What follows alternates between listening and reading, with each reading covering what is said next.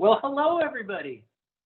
And hello, Holly Bell. I'll promote you to be my co-host. Anybody who is here specifically just to answer a single question or address a single issue, please put that in the chat or ideally in the Q&A, and we can address it. Holly, welcome. Sam, thank you. Welcome to you. I love the colorful hat and the tassels. Did you make that hat? Who made that hat? I don't know. I just found it one day. Okay. Well, good to know. Good to know. Yes. I am trying to do a couple things where I address the previous 3 weeks, folks, as we have broadcast. There's been a pattern of my computer at this time of day tends to completely disconnect while sharing images. And so we're going to try a new approach, Holly. I've done some research. Yeah, we've done some changing of how we go about items. And so I'm just going to try to share PDFs, not web pages, to go over the current data, what we're looking at in terms of the school and how we're operating amidst this pandemic. And then again, folks who are here, if you do have something in particular you've come to hear about, there's just a couple of questions this past week, one about athletics, one about teacher planning and what models are changing that I'll answer. And then Holly, any questions you noticed from this past week that you're bringing to this meeting? No, I think people are pretty set. There's, still with the change to the new cycle or the old cycle, with change back to cycle A, some people are still a little confused with Schoology. Oh, Schoology, yeah. Schoology, yeah, for sure. Schoology. Well, here's what I think. Schoology is how it is written, but Schoology might be the study of Schoology. Might be. It's like, yeah. And so I'm sharing right now. I want to make sure you can see this. Holly, can you see the screen? I can see it. Okay. And if I zoom in, can you see my zoom in?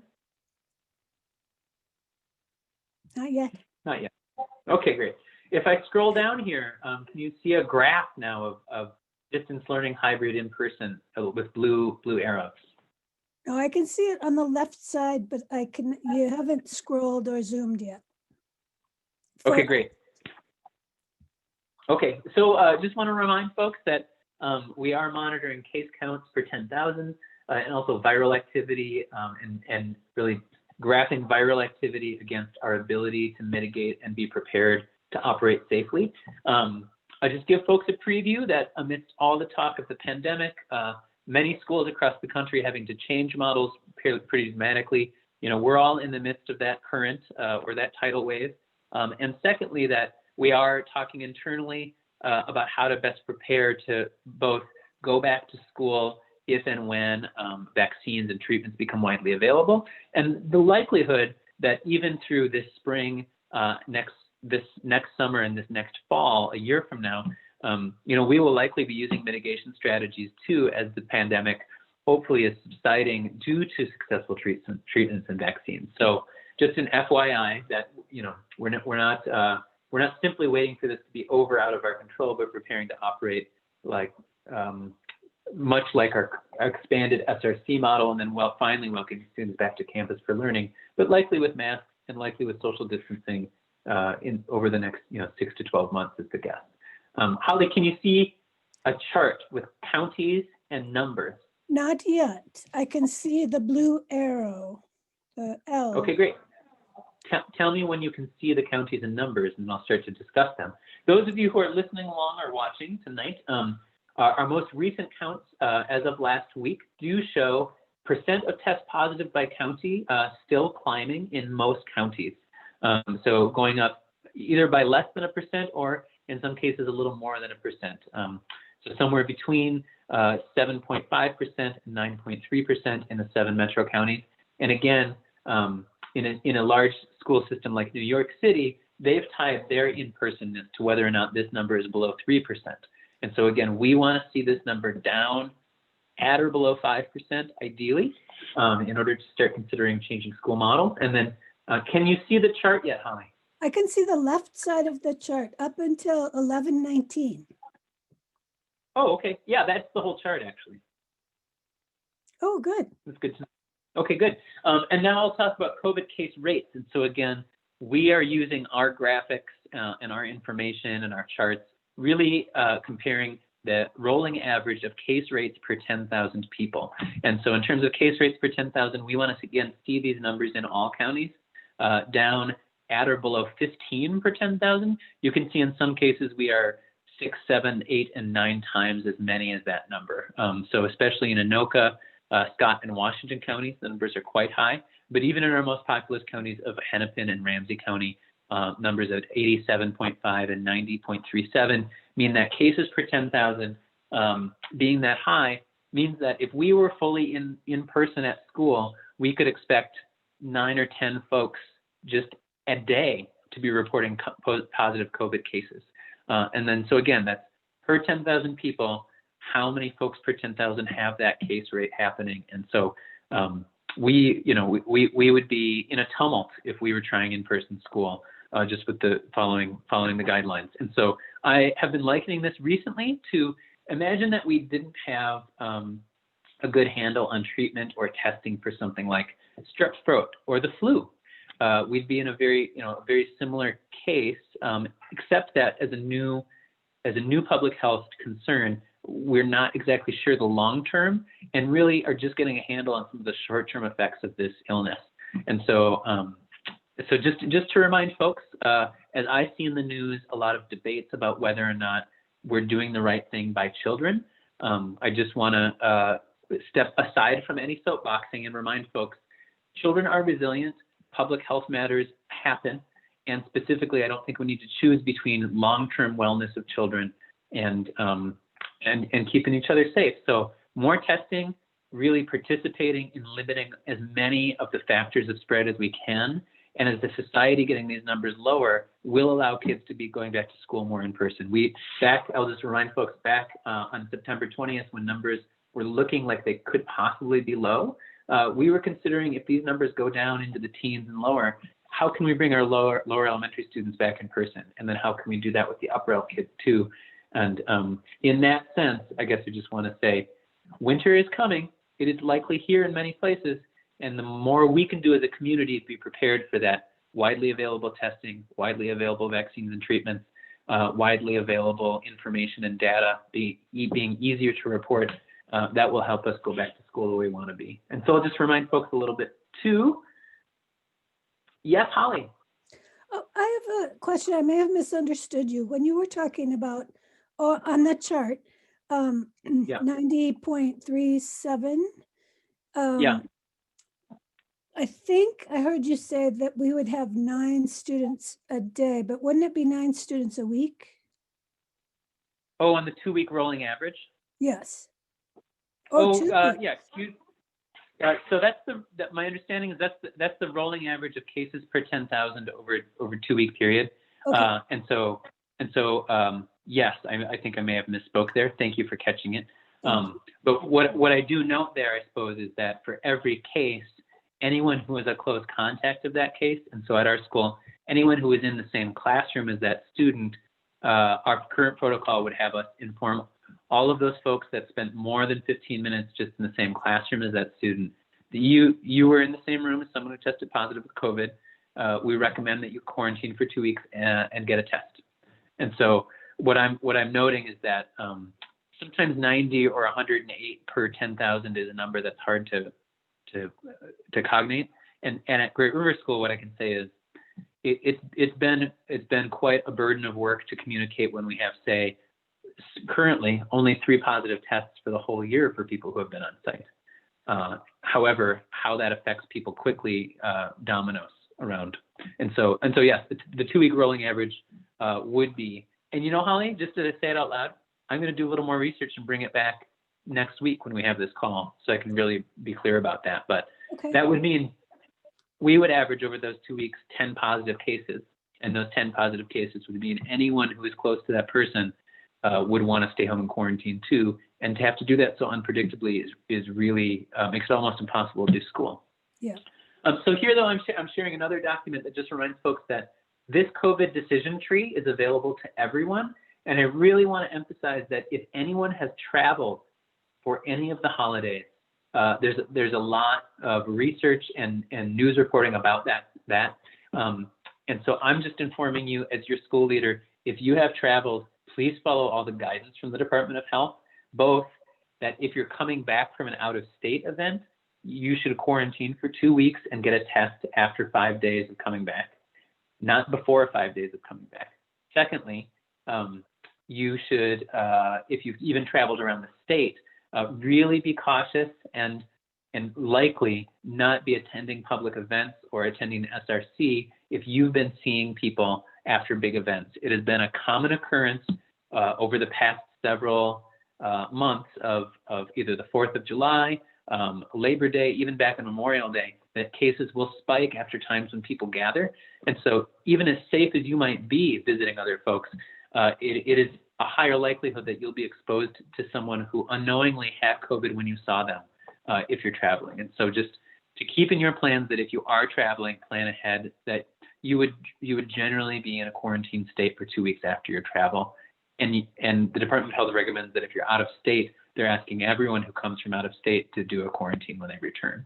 But you would follow this decision chart. And so just to remind folks, I know it looks burdensome, but it is pretty easy to follow if you start on the left-hand side, if you're a person with a symptom, if you're a person with 2 of the less common symptoms, or if you've been a close contact for someone who has the virus. So just to remind folks also that on our website, this graphic is available that identifies what we're doing when a case is reported. Holly, is this big enough to see? It is. Okay, good. And so when a positive case that was on campus is reported, we immediately inform all families who are affected. We immediately tell all staff, and then weekly we'll tell you as a whole community who might have had a case or not. This is the protocol we followed for contact tracing. And then just a reminder at the bottom of that graphic, for close contacts of positive cases, everyone quarantines. But this is something that's hard, I think, to get your head around. For family members of people who are around that close contact, they don't quarantine until a symptom shows up in that family member's experience. And then another thing available on our website would be a detail of all the school models we're ready to implement when case counts go down. And then just a reminder that we're currently in our most restricted model, serving only the students of critical workers on site during the day. And we're really looking forward to a time when we can have more people on campus. So there's your 10-minute or less review of what happens every week. I'm noticing something either in the chat or otherwise. Something in the chat. Oh, where do we get a copy of this tree? So that decision tree is linked on our Great River School website. The Department of Health decision tree, you can search MDH, like Minnesota Department of Health, MDH decision tree youth, the word youth, and that should bring up this decision tree as a PDF for you at home.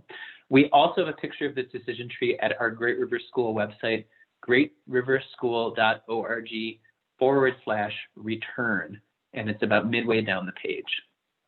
So in other school news, though, as many of you know, and as some of you are about to find out, this June 2021 will be my last month as head of school. Really, frankly, almost no matter what. Let's not even speculate on what could interrupt that, because I think it's healthy for the school in its now 16th school year. I've been head of school now for 7 years, and it's a wonderful time for our school to mature and I think carry its mission and vision forward. And as I finish my time, the Great River School Board is currently, I believe, approving a plan by which an interim head of school will be searched for immediately, and that job posted on December 1st of this year.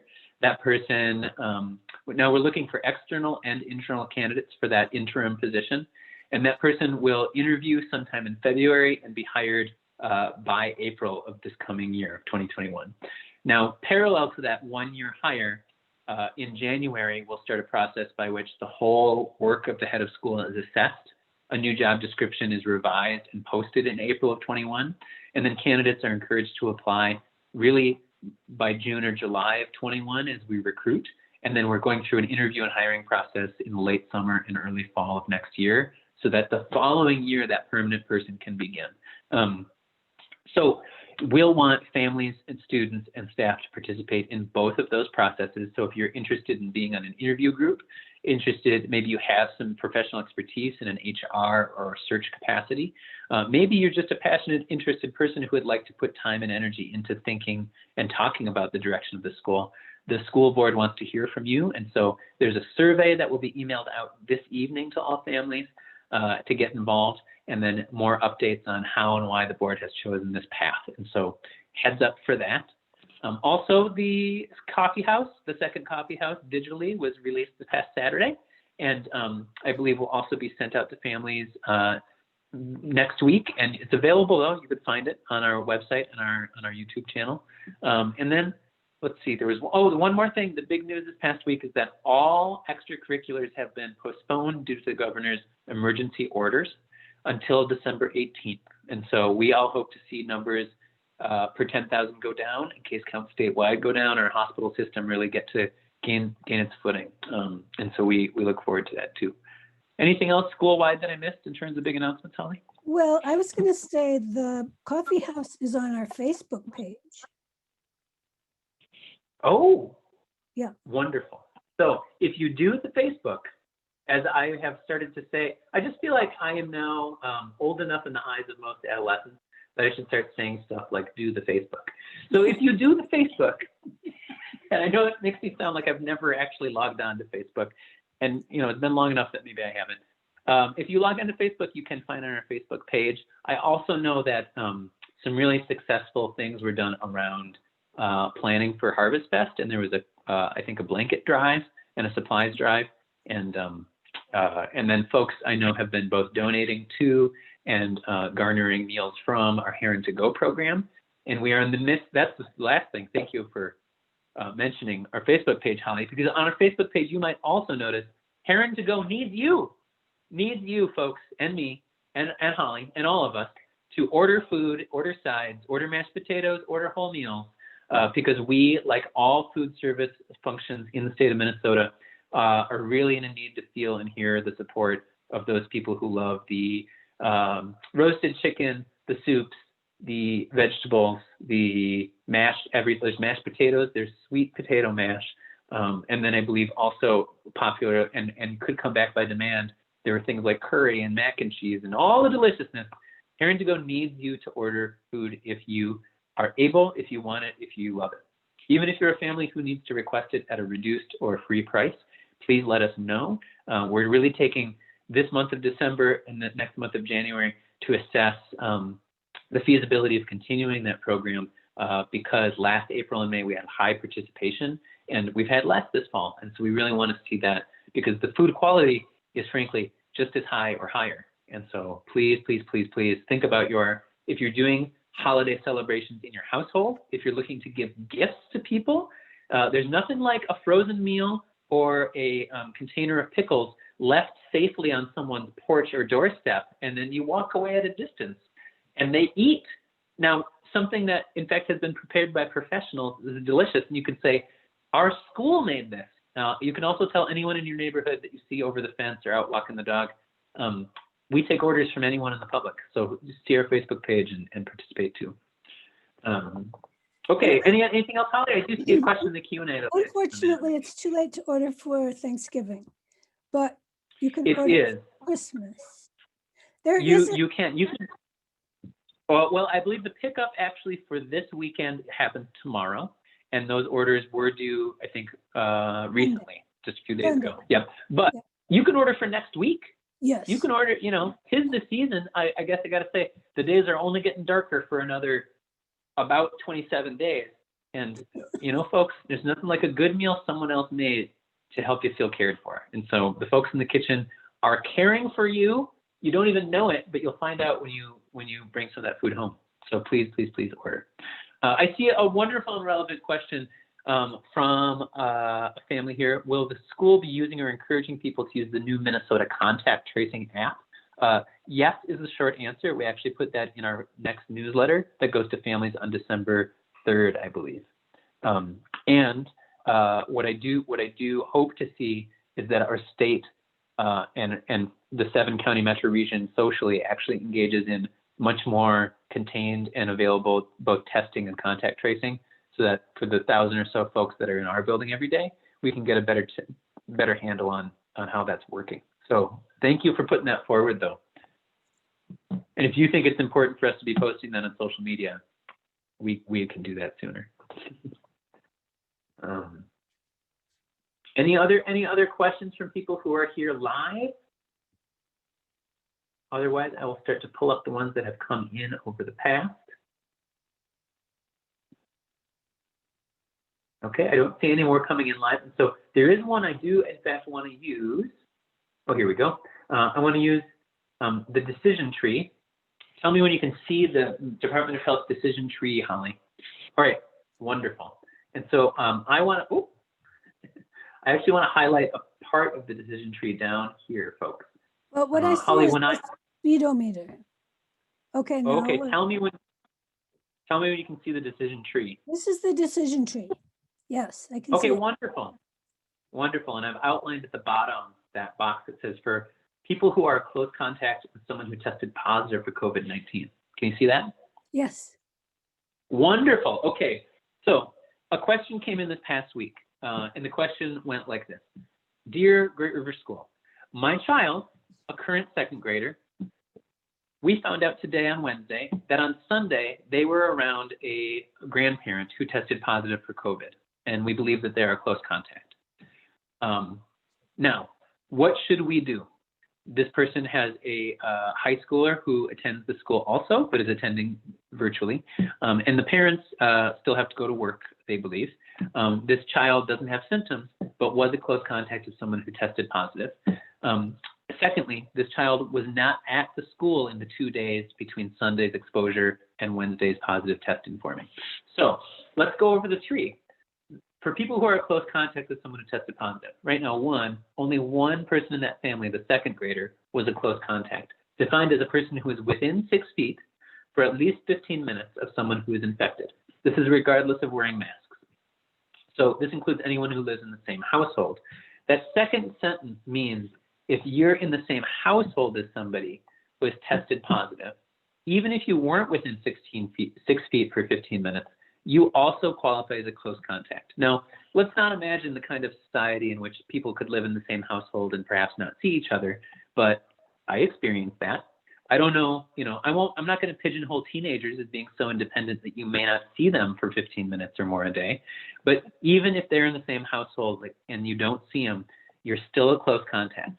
That first part, though, means only the person who visited the relative who tested positive is a close contact, right? So when that second grader comes back home, assuming that no one else was around that relative with a COVID case, that second grader stays home from all activities for at least 14 days since the contact. And then secondly, that second grader receives a test. And even if it's a negative result, they still stay home for 14 days. And they should only get tested 5 to 7 days after that contact. So if it's Wednesday and you were around that positive case on Sunday, you can't even really get a test until Friday, right? 5 to 7 days. Now, secondly, siblings and household contacts of that second grader do not stay home or quarantine, to be very clear. And if symptoms develop or a positive test result is received, then you also stay at home in isolation for 10 days. And then ding, ding, ding, everybody at home, if that positive test result happens, then immediately everyone at home starts again at the start of the decision tree. Now, if a positive test result happens for that second grade student, now the sibling and parents are close contacts and they have to start that 14 days on the day of the positive result for the second grader. But if the second grader does not show symptoms and does not have a positive result, then the siblings and parents of that second grader do not need to quarantine or stay home at all ever. And after 14 days, that second grader can return to school. So that's right now only if they're the child of a critical worker. I wanted to walk through that just to, I guess, identify how, if you take it step by step, this decision tree helps. If at any point in the step by step you get exhausted and throw your arms up, the decision tree is also going to abandon you, right? You have to stick with the decision tree for it to help. I think we see a couple questions, possibly. I can't tell, but I'll stop screen sharing at the moment. We did I see a couple. one mom who said that she doesn't. Oh, I see. She doesn't see her daughter for For hours at a time. Yeah. hours. So I don't want to, yeah, I don't take offense, but I think sometimes it's tired when adults like me joke about teenagers avoiding their families. But I guess I would identify it is often the teenagers as they develop their independence and their character often do it in the solitude of their own room with the door shut, which in the case of the pandemic might make you think, well, we actually are doing a wonderful pandemic thing, isolating. But the Department of Health says, no, if you're under the same roof, close contact. So good to know. Good to know. Okay, well, I think that's all I have for this week. Holly, do you have anything else we should bring up? I wish I did. I don't. Well, there's going to be many more weeks. For the folks who are here, just a reminder that if you do have questions that you oh, can you still hear me, Holly? Yes, yes. Oh, good. Just a reminder that if you do have questions that you would like answered and you can't make it, you can always email those to office@greatriverschool.org, and we will answer them on this call. And then I just want to say one final thing for anyone listening in or anyone attending right now is that we have sent out a reminder today, and we'll send out 2 more, that by December 1st, a really important information gathering survey. And now I know it's a tired time for surveys, everybody, but a really important information gathering moment is happening right now. And so I'm using a current buzzword of the word moment, should I get your attention. And what it is we had long planned to do a survey this fall, regardless of the pandemic, of all students, all staff, and all families based on your experience at the school. And our focus is educational equity. And what educational equity is that the outcome of our education cannot be measured by income level, by racial identity, by ethnic background, by any markers of a student's identity. That I, Holly, and people who don't look like me or don't look like Holly would all be benefiting in equitable ways from the education model. Now, in the state of Minnesota, we know that doesn't happen often, or at least as often as it should. And at Great River School, I've been very plain when asked, and I hope plain enough publicly, that while our outcomes are better than state averages and district averages compared to our district, we see places where we can improve, if only, frankly, because we live in a society where equitable outcomes are not to be assumed or guaranteed or even common. And so the survey right now has been sent to all families, and it's just a series of questions. It takes somewhere between 6 minutes and they say 15 minutes. And it just asks, what do you think? What's your experience? And what we want to know is your honest experience. And through knowing that, we'll be able to identify places to really prioritize our action, both going forward during pandemic operation and then returning to school, of how to really, I think, move the needle from where it is currently toward a more equitable outcome, and especially, I think, an improved experience for all students, and particularly for students who perhaps are not having as equitable or advantageous an experience at Great River School as others. And in particular around racial identity, income, and special education status. Those are the places where the state of Minnesota and local districts struggle the most. And over the next several weeks or months, I'm open to answering questions here in this forum about that. At Great River School, our focus on individualized learning, on the open and individualized responsibility for making a work plan, and then also our ability to do academic interventions that are really focused on an individual student's need to grow, mean that our growth rates and our outcomes per demographic are better than most state averages, but there still is a difference that you can see as you get to older ages in the students at our school who are taking advanced college preparatory courses, who are taking our most advanced math and science courses, and even in terms of statistical outcome, even though we're better than state averages, it is more likely for a student with a non-white identity or with a non-affluent income at home to need academic interventions or to struggle to succeed academically. So we want to address that too.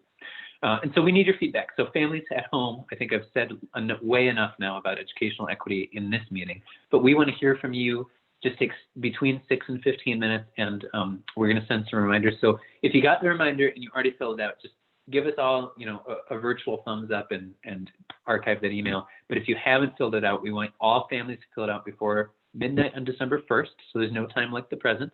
And then all students will have time to fill out age-appropriate, specific, either upper L, lower adolescent, or upper adolescent educational equity survey that asks age-appropriate questions about their experience with friends at school, adults at school, and the curriculum, and seeing, how supported they experience that experience. So as we do that, we'll be doing that with students on December 2nd, 3rd, and 4th, and then looking forward to using that data to make meaningful next steps. And I'll be talking over the next few weeks about some opportunities for families to get involved in family councils and also an equity council for the school. So without further ado, I see one more thing in the chat. Thank you all for being here, and Holly, have a wonderful evening. Thank you, and have a great holiday. It's Thank fall you, break. Holly. Fall break. It is fall break. Happy fall break to everybody. Yes. Goodbye, all.